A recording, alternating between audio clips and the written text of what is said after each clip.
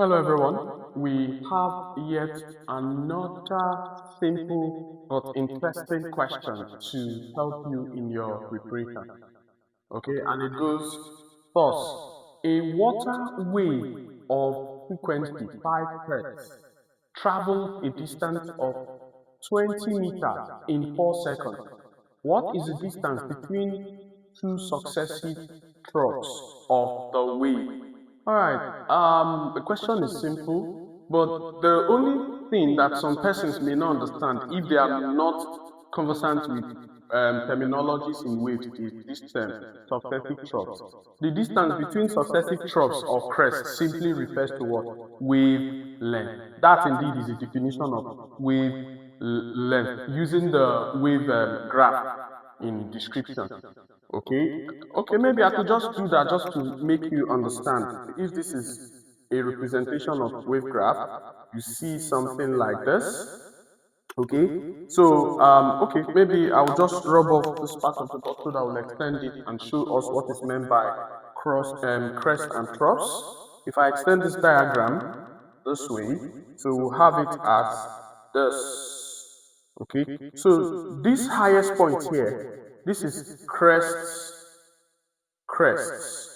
Okay, the highest point in the displacement of the wave is called the crest, while the lowest point in the displacement of the wave is called the trough. Okay, so the distance between two successive crests or two successive troughs is described as what? Wavelength. Lambda here represents wavelength. So instead of the examiner to say what is a wavelength, they now try to twist the question by telling you the distance between two successive troughs or crests, as the case may be. So this is what it is, and it is simply wavelength. Okay, let's go to the question. Okay, I needed to digress a bit so that those that don't have clear understanding of the term successive troughs would make sense out of it.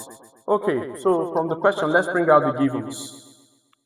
So a water wave of frequency f is 5 hertz. Okay, travels a distance s is 20 meters in 4 seconds. The time of travel is 4 seconds. What is the distance between two successive troughs, that is the wavelength, lambda. Okay, originally we know that in wave that v velocity is equal to f lambda, where f is frequency in hertz, lambda is wavelength in meter.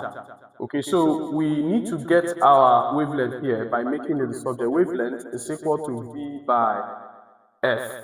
But the only thing in this question is that we're not given velocity, but the examiner gave us distance and time, and that indeed will give us velocity. So here, velocity v is distance over time, and distance in the question is 20 meters, whereas the time is what?